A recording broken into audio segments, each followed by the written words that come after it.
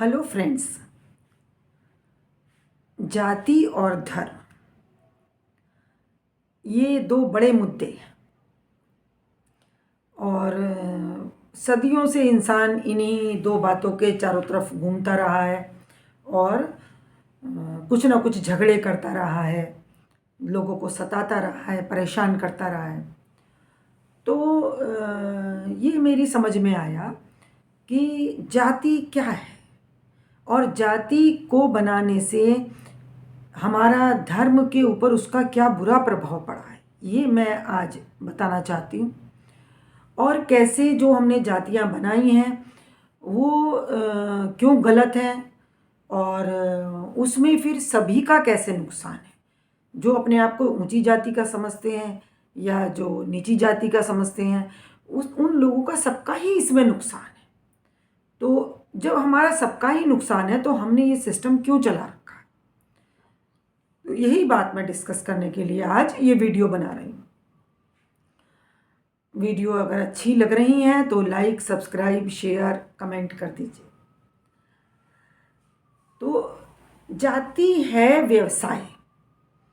कोई व्यक्ति जो व्यवसाय करता है, जैसे कोई डॉक्टर है तो वो डॉक्टर के ग्रुप में माना जाएगा, डॉक्टर की एसोसिएशन में उसको बुलाया जाएगा, वो उस ग्रुप में माना जाएगा। ऐसे ही अगर कोई वकील हैं तो वो वकीलों के ग्रुप में माने जाते हैं। यहाँ कोई नुकसान नहीं था।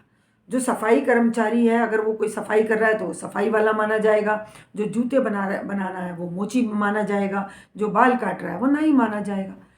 प्रॉब्लम क्या शुरू हुई कि ये जो व्यवसाय थे इसे हमने जन्म से जोड़ दिया कि पैदा होते ही एक बच्चा अगर नाई के घर में पैदा हुआ है तो अब वह नाई का ही काम करेगा। उसे समाज में और कोई अच्छा काम करने की, पढ़ने लिखने की और दूसरों के साथ मिक्सअप होने की सुविधा नहीं थी।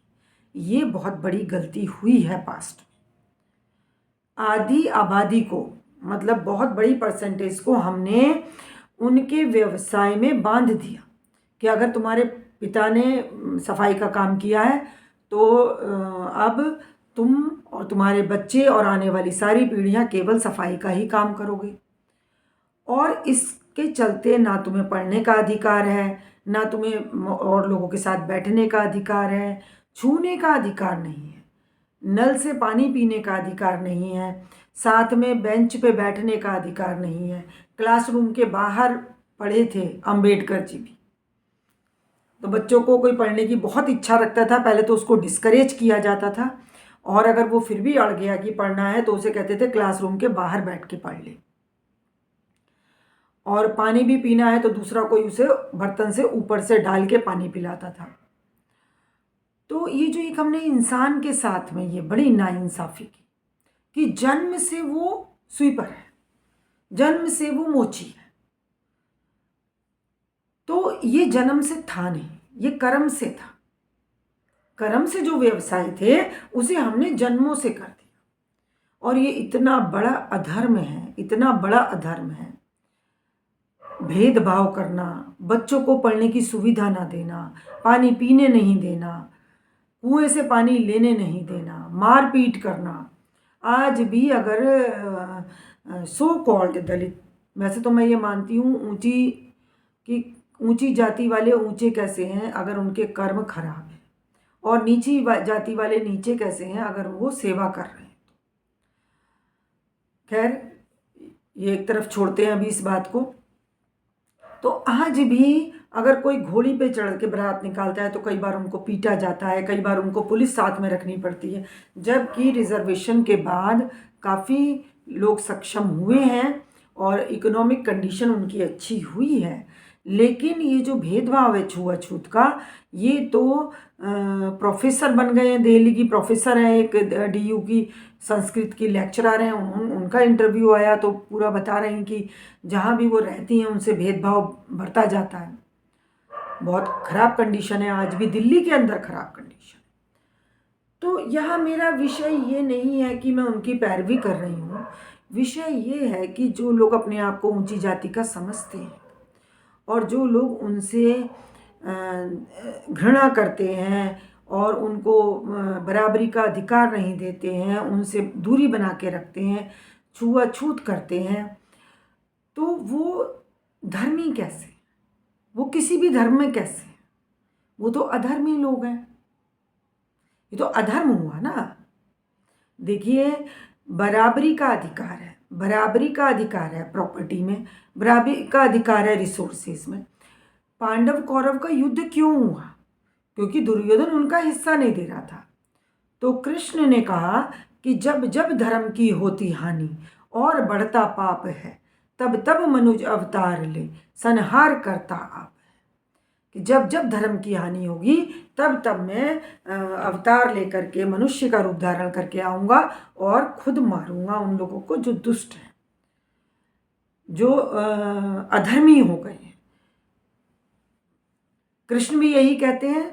और थोड़ा समझने का फेर है। वैसे जो इस्लाम में काफिर बोला गया है वो भी शायद गलत समझ लेते हैं, हम भी गलत समझ लेते हैं। वो मान लेते हैं, शायद मान लेते हो कि सारे मूर्ति पूजा या हिंदू जो हैं वो काफिर हैं। शायद, मैं इसमें कंफर्म नहीं हूँ कि वो लोग क्या मानते हैं। लेकिन काफिर का भी मतलब जहाँ तक मैंने समझा है, मुसलमान भी काफिर हो सकता है अगर वो अधर्मी है। तो किसी भी जाति में, किसी भी धर्म में काफिर हो सकते हैं, किसी भी धर्म में धर्मी लोग हो सकते हैं। तो जब हमने इतना बड़ा अन्याय लोगों के साथ किया कि जन्म से बच्चे को पढ़ने का अधिकार नहीं दिया, उसे कुछ बनने का अधिकार नहीं दे रहे हैं, तो हम तो अधर्मी हो गए। मतलब वो ऊंची जाति वाले लोग तो अधर्मी हो गए। तो फिर वो कितनी भी पूजा पाठ कर लें, वो कितने भी कठिन व्रत तपस्या कर लें, उन्हें कहाँ भगवान उनसे खुश होने वाले? क्यों उनका जीवन दुखों से भरा नहीं होगा? अब देखिए, इसका एग्जाम्पल हम एक माँ से लेते हैं। अब मान लीजिए बड़ा भाई कहता है कि ये छोटे भाई को मैं ये कुछ नहीं करेगा, ना ये पढ़ेगा, ये बस मेरी सेवा करेगा, और इसका परिवार होगा वो भी मेरी सेवा करेगा, और ये ना पढ़ेगा ना ही ये कोई चीज़ वो करेगा, छुएगा, और जो मैं कहूँगा बस ये वही काम करेगा, और बाकी किसी चीज़ को हाथ नहीं लगाएगा, और जो हम इसे देंगे खाना पीना वही ये खाएगा। तो बताइए, माँ उससे कैसे खुश हो जाएगी? माँ उस बड़े बेटे से कैसे खुश हो जाएगी जो छोटे बेटे के साथ ये करेगा? तो ऐसे में जब हमने इतनी बड़ी पॉपुलेशन को जन्म से उसका व्यवसाय डिसाइड कर दिया, तो ईश्वर हमसे कैसे खुश हो सकता है? उसकी मार तो हमें पड़नी है। हम भले ही ऊंची जाति वाले भले ही नीची सो कॉल्ड नीची जाति वालों को कंट्रोल कर लें, लेकिन ईश्वर के आगे उनकी नहीं चली। तो हमें देखना पड़ेगा, गिरेबान में झांकना पड़ेगा कि गलतियां कहाँ हमने की हैं। अगर हम किसी के साथ अत्याचार कर रहे हैं तो वो अत्याचार हमें लौट के आएगा, और वो लौट के आया। वो जो हाई क्लास सोसाइटी थी और वो जो सो कॉल्ड ऊंची जातियां थीं, उनको देखिए मुग़ल शासन हुआ यहाँ, उसमें भी काफ़ी उनकी पोजीशन डाउन। ये नहीं कह सकते कि शहरबाद में मुग़ल शासन बुरा ही था, लेकिन जो ऊंची जाति वाले लोग थे उनकी काफ़ी पोजीशन डाउन हुई। फिर अंग्रेज़ आए तो और भी कंडीशन ख़राब हुई। फिर तो गाँवों गाँवों तक में जुलाहों की कंडीशन बहुत ख़राब हो गई, किसानों की बहुत ख़राब हो गई। तो ये क्यों हुई? क्योंकि हम ऑलरेडी काफ़ी बड़े तबके की, एक तो जिन्हें हम जाति में हम दलित मान लिया है, और उन्हें बच्चों को पढ़ने नहीं दे रहे हैं, बच्चों को वो करने नहीं दे रहे हैं जो वो करना चाह रहे हैं उनके बच्चों को, और उन्हें हर बात पे रोक लगा रखी। और इसके अलावा हमने लेडीज़ पे भी काफ़ी बराबरी का अधिकार तो नहीं दिया, और आज भी नहीं मिल रहा है। और आज भी हम चाहते हैं कि वही पुरानी परंपराओं में लौट जाएं, और वही स्त्री जो घर में गुलाम थी वही गुलाम बनी रहे। तो इस गुलामी के चक्कर में, इस गुलाम बनाने के चक्कर में देखिए पूरा भारत अंग्रेजों का गुलाम हो गया। क्योंकि जो तुमने थॉट डाल रहे हो, जो तुम अपनों के साथ कर रहे हो, वही दूसरे तुम्हारे साथ करेंगे। यहाँ हमें कर्मों के फल को समझना पड़ेगा। जो कर्मों का फल कर्म आप बना रहे हैं, उसका फल आपको अवश्य ही आएगा। इसमें ईश्वर भी कुछ नहीं कर सकता, कितने भी तुम पूजा पाठ कर लेना। जब आप इंसान के साथ गलत करेंगे, जब हम इंसान के साथ गलत करेंगे तो हमें भी उन कर्मों का फल आएगा। इसका एक जो मुझे एहसास हुआ था, एक बार ऐसा हुआ, मेरे पड़ोसी थे, वो आनंदपुर साहब गए थे। आनंदपुर साहब में उनके गुरुजी थे। तो वो बच्चा मुझसे ट्यूशन पढ़ता था, तो वापस आकर के वो बताने लगा कि मैम वहाँ पर तो एक बड़ा धनी सेठ आया था, और वो सेठ गुरुजी से मिला, तो गुरुजी ने कहा कि भाई अगले जन्म में तुम वही स्वीपर बनोगे, उसी जाति में जन्म लोगे। तो वो तो जो ट्रेडिशनल वर्ड उन्होंने यूज़ किया था वो मैं नहीं यूज़ कर रही हूँ, जो हमारे यहाँ बोला जाता था। तो वो सेठ बड़ा रोने लगा कि गुरुजी ऐसा कैसे, मैं क्यों बनूंगा वो। तो गुरुजी बोले इसमें कुछ नहीं हो सकता, ये तो तुम्हारा यही भाग्य है, तुम बनोगे। तो पहले तो मुझे विश्वास नहीं हुआ, फिर मुझे अपने आप ही लॉजिक समझ में आया कि भाई जब हम जिससे सेवा लेते हैं, बारी तो सबकी आएगी। जब तुमने एक एक ग्रुप को पूरे को सिर्फ सफाई के काम पे लगा रखा है, तो तुम्हारी भी बारी आएगी। अब तुम्हारी बारी कैसे आएगी कि तुम वहीं जाके पैदा होगे। यही क्या, जब तुम अब उनकी सेवाएं ले रहे हो तो फिर तुम्हें सेवा देने के लिए वहां पैदा होना पड़ेगा। तो वहां से मेरा दिमाग थोड़ा इस तरफ गया कि ये चक्र चल रहा है, चक्र। तो ये जो हमने जातियां बना दी, यहाँ तो हम अधर्मी हो गए। अब किसी धर्म में रहो या मत रहो, कोई फायदा नहीं। चाहे तुम कोई सा धर्म फॉलो करो मत करो, कोई फायदा नहीं होने वाला है अगर हम अधर्मी हैं, हम किसी का हक मार रहे हैं, हक मार रहे हैं। अब देखिए, ये भी जरूरी नहीं है कि ब्राह्मण के घर में ब्राह्मण ही पैदा होगा। ब्राह्मण के घर में शूद्र भी पैदा हो सकता है, और शूद्र के घर में ब्राह्मण भी पैदा हो सकता है। अंबेडकर जी को अगर हम देखें, जितना वो पढ़े लिखे, तो वो ब्राह्मण ही थे। तो ये कर्मों से था। शूद्र और ब्राह्मण बनना, क्षत्रिय या बनिया बनना, ये कर्मों से था। जो व्यापार करेगा वो बनिया है। अब ये नहीं है कि बनिए का बेटा बनिया ही होगा। वो हो सकता है शूद्र हो जाए, उसे कुछ नहीं समझ आ रहा, उससे कुछ भी नहीं हो पा रहा, हो सकता है वो सफाई का काम करना शुरू कर दे, तो वो शूद्र हो गया। तो मेहनत को हमें रेस्पेक्ट करना था। हमें, ठीक है, कोई सफाई का भी काम कर रहा है तो विदेशों में जा कर के लोग, अभी अमेरिका से वापस आ रहे हैं, तो वहाँ जाकर लोग उनकी टॉयलेट साफ करते हैं, शूद्र बन जाते हैं, अच्छे अच्छे लोग लाखों लाखों रुपया लगा करके। तो सफाई करके भी इंसान नॉर्मल ज़िंदगी जी सकता था। सफाई का काम करके भी वो बाकी टाइम में अपनी पढ़ाई लिखाई करे, सबके साथ बैठ उठ सकता था, और उसके बच्चे पढ़ लिख सकते थे। कोई बच्चा बहुत अच्छा पढ़ सकता था। सफाई के काम के भी उसे अच्छे पैसे दिए जाते, जिससे उसके घर का खर्चा भी अच्छे से चलता और बच्चे भी अच्छे से पढ़ते। तो सफाई का काम तो बुरा नहीं है, और वो कोई भी कर सकता है। अब मान लीजिए कोई ब्राह्मण का बच्चा है, उसे ब्रह्म ज्ञान नहीं हो रहा है, या कोई बनिए का बच्चा है, उसे नहीं, उसे चलाना आ रहा बिजनेस भी, या वो नहीं पढ़ पा रहा है, तो अगर वो सफाई का काम करेगा तो वो तो क्या हर्ज, करना पड़ेगा। करी, अभी जब सरकारी नौकरियां लग रही थी तो बहुत सारे बच्चों को जब पढ़ पढ़ के जॉब नहीं मिल रही थी, तो वो सरकारी सफाई कर्मचारी बन गए, ब्राह्मण बनिए भी बन गए, क्योंकि पैसा पैसा था वहाँ, इसीलिए बन गए कि भाई पैसा है तो ये सरकारी नौकरी यही कर लो। तो ये जो हमने गलती की पास्ट में, और अब भी उस पर अड़े हुए हैं।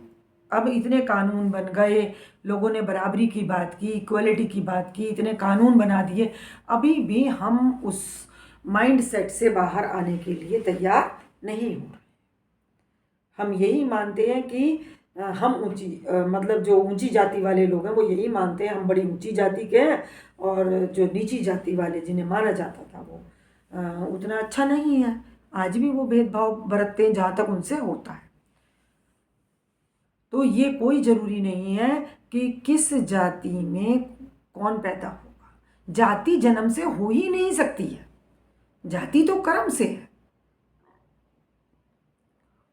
और इसे हमने जन्म से कर दिया। तो ये हो गया ना कि डॉक्टर का जो परिवार है उसमें बस फिर सारे डॉक्टर ही माने जाएंगे, चाहे वो डॉक्टरी पढ़ पा रहे हैं या नहीं पढ़ पा रहे हैं, वो सारे डॉक्टर ही हैं। वकीलों का परिवार वकील ही हैं सारे, आगे आगे जन्मों तक उनके बच्चे वकील ही माने जाएंगे। जजों के परिवार हैं तो बस उनके सारे बच्चे जज का ही काम करेंगे। ये तो वही परंपरा हो गई ना प्रजा राजतंत्र वाली, कि राजा का बेटा राजा बनेगा। तो यहाँ बात ये आ रही कि जो हमने गुनाह हुआ हमसे, जो ऊंची जाति वालों से ये गुनाह हुआ कि उन्होंने इतनी खराब कंडीशन करी, तो उसी खराब कंडीशन से आप गुजर रहे हैं। कोई किसी तरीके से दलित बना हुआ है, कोई किसी तरीके से दलित बना हुआ है, दलित सब बने हुए हैं।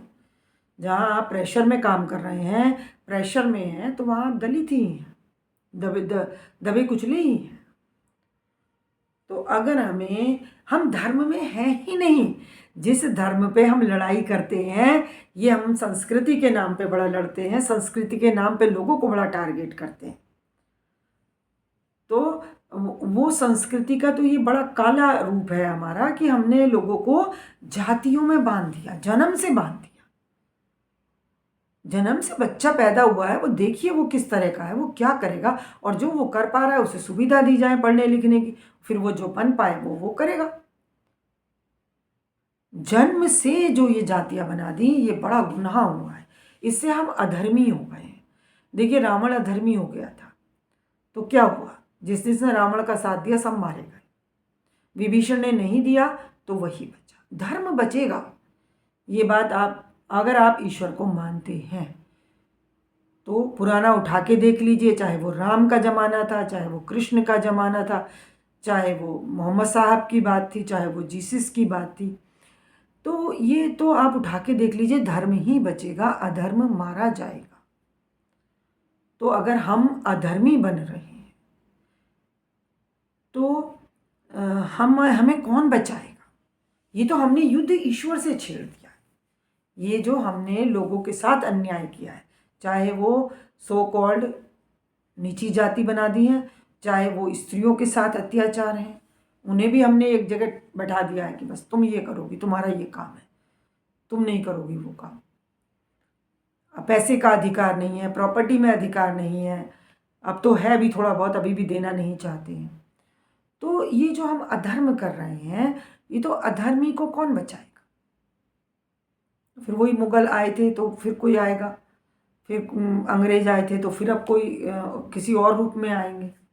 देखिए कर्मों का फल तो किसी भी तरीके से आएगा। अगर मैंने किसी को सताया है, परेशान किया है, तो मैं भी सताया जाऊंगा, परेशान किया जाऊंगा, और उसका रूप कोई भी हो सकता है। वो जरूरी नहीं है कि वो पहले वाले रूप में ही आएगा, अब वो नए तरीके से कैसे भी आ जाएगा। ईश्वर के तो 1000 तरीके हैं। अब देखिए आजकल बात चल रही है गे और लेस्बियन की, LGBTQ लोग, मैं तो इसको पढ़ा, मैंने नेट से पढ़ा क्या होता है, मुझे भी नहीं पता था। फिर मैंने उनकी समस्याएं सुनी और समझ रही हूँ। तो जो एक गे लड़के का मैं सुन रही थी वीडियो, वो हिंदू था और उसे जो दूसरा गे लड़का मिला वो क्रिश्चियन था, और उन लोगों ने साथ में रहने का निश्चय किया। तो देखिए गे जो है वो हर कम्युनिटी में पैदा हो रहे हैं, हर धर्म में पैदा हो रहे हैं। गे वो होता है जो लड़का लड़के की तरफ ही आकर्षित होता है, लड़के के साथ ही रहना चाहता है, उसे लड़के की कंपनी ही अच्छी लगती है, उसे लड़कियां अच्छी नहीं लगती हैं। तो ये जो गे होते हैं, काफ़ी बड़ी परसेंटेज है, से फॉर 10% ये सब है LGBTQ, रफली मैं बता रही हूँ। तो 10% बहुत बड़ा परसेंटेज होता है, 100 करोड़ में से 10 करोड़ होगा। फिर अब मैं गलत हूँ आंकड़ों में तो मुझे क्षमा करें, जो भी है पूरा LGBTQ अगर हम लगाएंगे A और प्लस प्लस, तो बहुत तरीके की प्रजातियां हैं, ये इंसान की टेंडेंसीज हैं, इनको हमें समझना पड़ेगा, इसके लिए अलग से एक वीडियो बनेगी। तो ये तो सभी जाति प्रजाति धर्मों में जाके पैदा हो जा रहा है। तो क्या हम कहें कि जो एक गे है उसका जो अगर वो किसी लड़की से शादी कर लेता है, उसके बच्चे होंगे तो उन्हें गे ही माना जाएगा, फिर वो पूरा कुनबा गे का ही हो जाएगा? ऐसा तो नहीं है। गे के स्ट्रेट बच्चे भी हो सकते हैं और कुछ और भी हो सकते हैं। तो ऐसे नहीं हो, ये तो बिल्कुल गलत हमने किया है। ये तो वही हो गया ना कि भाई एक बार जिसने कुंडी खोल दी वही कुंडी खोलेगा, यही बात हो गई कि जिसने एक बार, इसीलिए लोग फिर कुंडी खोलना नहीं चाहते कि मैंने अगर एक बार खोल दी तो रोज मुझे ही खोलनी पड़ेगी। लेकिन ईश्वर जो है ना वो सत्य को मानेगा। जीव पे आप जीव का इस्तेमाल कर सकते हैं, लेकिन जीव के ऊपर दया करो, उसे ऐसे मत बांधो। ऐसे तो जानवर भी जंगल में नहीं करते। जानवर भी भूख लगने पर मार के जरूर खा लेता है, लेकिन कोई जानवर दूसरे को गुलाम बना के नहीं रखता। ये केवल इंसान ने करा है। मेरा काम कौन करेगा? मैं राजा बन के बैठूंगा, मेरी सफाई कौन करेगा? मैं घर में पॉटी करूंगा तो उसे कौन साफ करेगा? तो ये तो हमने, और मेरे खेतों में कौन काम करेगा? मैं तो महाराजा बन के बैठूंगा।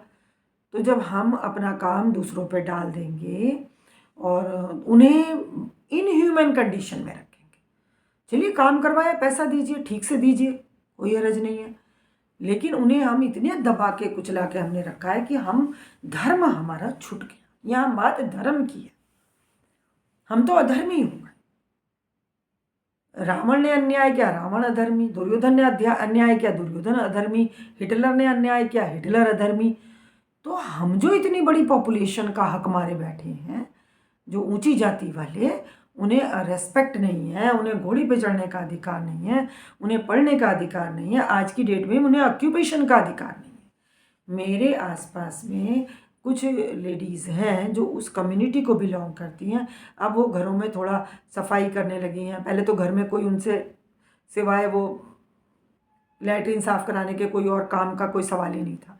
अब वो सफाई भी करती हैं, थोड़े बर्तन भी साफ़ करती हैं, कहीं कहीं वो खाना भी बनाने लगी हैं। तो कई लोग बड़ा ऑब्जेक्शन करते हैं, ये तो इस कम्युनिटी की, आप इनसे क्यों करवा रहे हैं? अब मिलते नहीं हैं, सब मानते हैं, लेकिन जब मिलती नहीं है वही करने लगती हैं, आ जाती हैं, करने लगती हैं, तो करवाते रहते हैं। काम करने को चाहिए, सबसे बड़ी बात ये है। काम के लिए हम आज भी करवा लेते हैं।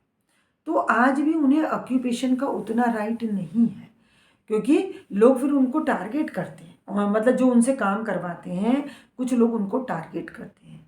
एक तो कह रही थी कि भाई हमारे घर का तो कोई, अगर हम इनसे काम कराएंगे तो हमारे रिश्तेदार तो हमारे घर का पानी नहीं पिए।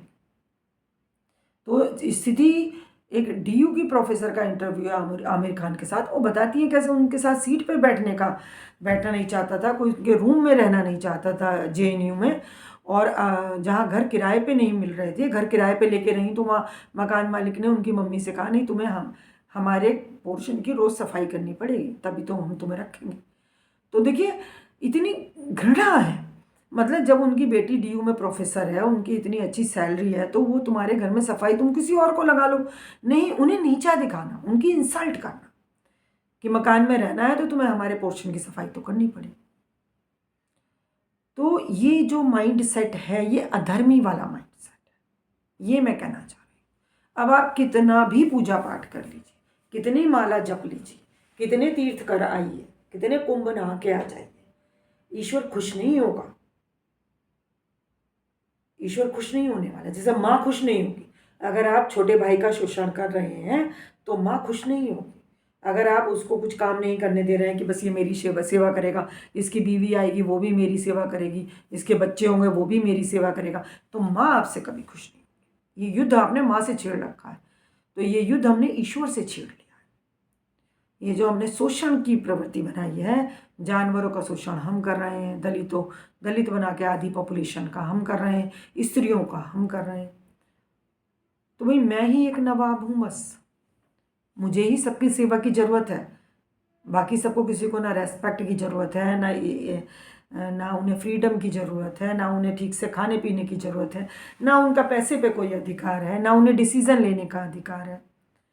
अभी कल ही एक लेडी मुझसे पूछ रही थी कि मैम बताइए, सारे छोटे छोटे बच्चे हैं, सारा काम भी करते हैं और हस्बैंड का भी काम करते हैं, फिर भी हस्बैंड कभी भी कुछ कह जाएं तो हम क्या करें? तो समझाया मैंने, क्या ध्यान करो, ईश्वर का ध्यान करने से हम अपनी परेशानियों से निकलते हैं। जो मैंने ध्यान की वीडियोस डाली हुई हैं, ध्यान क्यों और कैसे, ईश्वर प्राप्ति क्यों और कैसे, और ध्यान किस उम्र से शुरू करें, ये अलग अलग वीडियोस हैं। और ध्यान कहाँ लगाएं, ये 4 वीडियो तो बिल्कुल ध्यान पे आधारित हैं। तो इसको सुन के ध्यान किया जा सकता है। और गुरु का बड़ा महत्व है। जो भी स्पिरिचुअली हाई व्यक्ति आपको समझ आए, तो उससे, उसके कनेक्शन में होना, चाहे फ़ोन के जरिए रहें, चाहे वीडियोस के जरिए रहें, चाहे अपनी डायरी में लिख लें, लेटर्स लिख दें उनको, चाहे कभी ना भेजें। देखिए आपका विचार सबसे पावरफुल है, ये हर जगह पहुंच रहा है। अगर आपको लगता है कि ये व्यक्ति स्पिरिचुअली हाई है और मैं इसकी सहायता ले सकता हूँ, चाहे उसे गुरु कहें, बहन कहें, माँ कहें, कुछ भी मान लें, पिता मान लें, भाई मान लें, कुछ भी मान लें, जो भी आपको लग रहा है, तो उसको आप लेटर डायरी में लिख के डायरी रख दीजिए। कभी मत बताइए, वो बात पहुंच जाती है, वो नेचर में बात पहुंच जाती है और आपकी समस्या का समाधान हो जाता है। ये टेस्टेड है, जाके उसी व्यक्ति को बताना इतना ज़रूरी नहीं है। तो ये गुरु अगर सक्षम समर्थ गुरु मिल जाए तो बहुत ही अच्छी बात है, नहीं मिले तो ईश्वर से मांगे। ये सब मैं अपनी वीडियोस में मैंने बोली है। तो यहाँ आज का जो धर्म के ऊपर इतने झगड़े हैं, तो जहाँ हम अत्याचारी बन रहे हैं, तो समझिए युद्ध हमारा कृष्ण से हो रहा है। पांडवों के साथ खड़े हैं, वो सच के साथ खड़े हैं। वो उन्हें फर्क नहीं पड़ने वाला जिसे तुमने अछूत बना दिया है, वो कृष्ण के लिए अछूत नहीं है। जिसे हमने या ऊंची जाति वालों ने अछूत बना दिया है, वो कृष्ण के लिए अछूत नहीं है। कृष्ण उनके साथ ही खड़े होने वाले। जिस बेटे को बड़ा भाई दबा के रखेगा, परेशान करेगा, माँ उसके साथ ही खड़ी होने वाली है। माँ को नहीं कंट्रोल कर सकते आप। माँ का रिश्ता ऐसे, तो माँ का रिश्ता तो बहुत छोटा है, ईश्वर का रिश्ता तो बहुत महान है। वो कैसे छोड़ देगा? वो लड़ाई तुम्हारी उसी से चल रही है, इसीलिए हमारे दुख खत्म नहीं हो रहा है। मैं तो लोगों को देख रही हूँ, बहुत अच्छी अच्छी जॉब कर रहे हैं, बड़ा बड़ा परेशान है, ऐसी ऐसी गलतियाँ कर लेते हैं कि जीवन उनका बहुत ख़राब होता जा रहा है, और सब कुछ होते हुए आनंद में नहीं।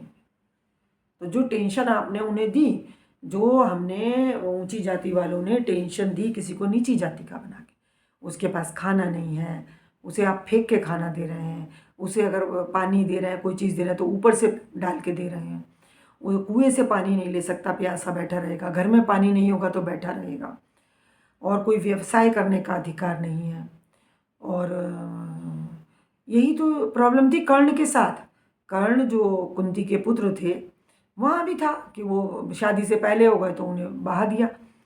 अब ये भी एक बड़ी वो है भाई, बच्चा तो एक ही प्रोसेस से होता है, बच्चा हो गया है तो बच्चे से क्या दुश्मनी निकालनी है। बच्चे तो सब एक्सेप्ट होने चाहिए, शादी के पहले हों, शादी के बाद हों। पता तो है पिता कौन है, तो क्यों बच्चे को फेंकना है? नहीं, नहीं मानेंगे भाई। अब ये क्योंकि अगर मान लिया तो फिर लोग मनमानी करेंगे, इसीलिए शादी की परंपरा को चलाए रखने के लिए ये किया गया कि बिना शादी के अगर कोई माँ बन गई तो उसका तो हो गया बंटाधार। लेकिन कितना भी आपने नियम बना लिए, शादियाँ फिर टूट रही हैं, शादियाँ हो नहीं रही हैं। जिन शादी के लिए आपने लोगों पर इतना अत्याचार करे, एक नेचुरल प्रोसेस को पाप बना के रख दिया। किसी जानवर में, किसी में ऐसा नहीं होता है। अभी मैं टर्किश ड्रामा देख रही थी, अभी ख़त्म हुआ है वो। उसमें मैंने एक चीज़ वहाँ अच्छी सीखी। तुर्की लोग थे वो, तो मुझे नहीं पता ड्रामा में दिखा रहे थे या उनकी सोसाइटी में भी ऐसा होता है, लेकिन मुझे बहुत अच्छा लगा कि आपस में रिलेशन होता है। अगर कोई लेडी प्रेग्नेंट हो गई है तो वो हस्बैंड बड़ी कदर करता है कि और फिर उससे शादी भी करता है, और वो अपना धर्म समझता है कि ये मैं बच्चे को पालूंगा। मैंने वहाँ कई बच्चे इस तरीके से हुए उस ड्रामा में, तो किसी ने भी बच्चे को अबॉर्ट कराने की, बच्चे को फेंकने की तो बात वहाँ थी ही नहीं। आई वॉज इम्प्रेस्ड कि ठीक है, बच्चों को तो कम से कम संभालना चाहिए ना, बच्चों की क्या गलती है। तो वो जैसे ही अगर कोई प्रेग्नेंट हो जाती थी लेडी, उसमें एक कैरेक्टर था, तो वो उससे फिर शादी की उसने, और बच्चों को भी पूरा देखभाल करने की, बड़ा खुश भी होते थे। तो यहाँ मुझे अच्छा लगा कि जहाँ से भी हम अच्छा सिस्टम सीख सकें तो हमें सीखना चाहिए। तो ये जो हमने लोगों को टेंशनें दी हैं, दलित बना के, औरत बना के, और बिना शादी के कोई रिलेशनशिप में आ गया या प्रेग्नेंट हो गया, उसे जो हमने टेंशन दी वो ही हमें वापस आती, वो हमें वापस आई हैं मुगलों के रूप में, अंग्रेज़ों के रूप में, और अभी भी आती हैं बॉस के रूप में, अभी भी आ रही हैं। जो टेंशन दे के आए हैं वो टेंशन, बच्चा नहीं हुआ तो उसकी टेंशन है, बच्चा हो गया तो उसकी टेंशन है। तो जो टेंशनें हमने समाज में डाली हैं, जो रस्सी हमने गाय के गले में बांधी है, वही रस्सी हमारे गले में पड़ रही है। तो अब क्या करना क्या है? सबसे बड़ी बात है कि जीव पर दया करो। गौतम बुद्ध ने कहा था जीवों पर दया करो, और जीवों में आपकी वाइफ भी है, आपका हस्बैंड भी है, आपकी माँ भी है, आपकी सास भी है, लड़की के माता पिता भी है। ये मत सोचिए कि उनको हम बस वो क्यों बात कर रहे हैं और वो घर बिगाड़ देते हैं, और ये सब जो आप ये जो बंधन लगाए हुए हैं और अधिकार नहीं दे रहे हैं, लड़की के माता पिता का अधिकार नहीं। सबसे बड़ा दुख लड़की के माता पिता का। जब लड़की दूसरे के घर में दुखी होती है तो इससे बड़ा दुख नहीं होता। मुझे नहीं लगता इससे बड़ा कोई दुख होता है। अगर लड़की दूसरे के घर में दुखी है, सुखी है तो ठीक है, अब कैसे सुखी रखना है ये तुम देखो। जब तुम एक लड़की को लाए हो तो सुखी रखने का तुम्हारा अधिकार है। अभी मैं एक केस सुन रही थी कि 20 साल शादी को हो गए लड़की की, 20 साल, 4 बच्चे, 3 लड़की 1 लड़का। अब फैमिली और अच्छी फैमिली है, हस्बैंड की बहुत अच्छा काम है, किसी गवर्नमेंट उसमें कॉन्ट्रैक्टर टाइप में, मतलब इतना अच्छा है कि वो अपने बच्चों को फॉरेन भी पढ़ाने की सोच रहे हैं। लेकिन नहीं निभ रही लड़की की इज्जत उतनी नहीं है, आपस में कनेक्शन नहीं है, सुनते नहीं हैं। वो बच्चों के लिए जो प्लान करती हैं वो भी पढ़ी लिखी हैं, उसमें भी बहुत अच्छा कोऑपरेट नहीं कर रही हैं। तो वो इतना डिप्रेशन में चली गई कि उनके पापा और भाई उनको वापस लाने की सोच रहे हैं 20 साल की शादी के बाद, 4 बच्चे होते हुए। तो अब यही है कि बच्चों को पापा के पास छोड़ें, वो अपना कुछ यहाँ काम करेंगी, बाद में देखेंगी। मतलब 20 साल की शादी के बाद एक औरत की इज्जत नहीं है कि वो जो तुम्हारे बच्चों की माँ बन के बैठी। क्योंकि देखिए, इसमें गलती लेडीज़ की भी कई बार होती है, मैं उस बात को डिनाई नहीं कर रही हूँ, बट ज़्यादा परसेंटेज इसी बात का है कि औरत भी दलित है। जब तक वो बस निभा रही है तब तक निभ रही। तो अब हमें ये सोचना पड़ेगा इसमें जो लोग ये कर रहे हैं उनके लिए कैसे नुकसानदायक। भैया आपके लिए अच्छी कंडीशन नहीं है। 20 साल के बाद अगर वाइफ चली गई छोड़ के, तो अगर आप दूसरी वाइफ भी ले आएंगे, हो जाती है, तो फिर आप क्या बच्चे और वो सब परिवार आपका वो रह पाएगा उस तरीके से। तो ये हम रेस्पेक्ट दें, इक्वलिटी की बात करनी बहुत ज़रूरी है। वो दलित ही दलित नहीं है, औरत भी दलित है घर घर में, और कहीं कहीं भाई आदमियों के भी बहुत सारे इश्यूज हैं, मैं उसको डिनाई नहीं कर रही, उसको भी एड्रेस करना जरूरी है, तभी तो हम एक अच्छा समाज बना पाएंगे। तो ये जो जाति और धर्म, जाति जब हमने बना दी तो धर्म तो खत्म हो गया, ये मान लीजिए, धर्म बचा नहीं है। आप उसको भले उस नाम को अपने साथ लपेटे रहें कि मैं इस धर्म में हूँ, मैं उस धर्म में हूँ, लेकिन जब आपने जातियाँ बना दी हैं जन्म से, तो धर्म खत्म है, फिर तो ये अधर्मी वाला काम हो चुका है। ये है बात, और फिर उसका फल आपको मिलेगा। आप वहीं जाके पैदा होने वाले हैं, वही सब भोगने वाले हैं, और जीते अगर नहीं भी हो रहे हैं तो आप कई बार लोग ये समझते हैं कि भाई मैं, देखिए डॉक्टर कितने अच्छा प्रोफेशन है डॉक्टर, तो डॉक्टर का बेटे को हमने डॉक्टर मान लिया, चलिए उसके बच्चे को हमने डॉक्टर बना दिया। देखिए कोरोना काल में कितनी बुरी कंडीशन हुई डॉक्टर्स की। तो जो आपने ऊंची पोजीशन आपने जो कब्जा कर रखी हैं, तो वो ऊंची नहीं है, वहाँ आप फंसने वाले हैं, वहाँ आपका सैंडविच बनेगा, बॉस की पड़ेगी। कहीं कहीं कई बार ऐसा होता है कि इकोनॉमिक कंडीशन ख़राब हुई है तो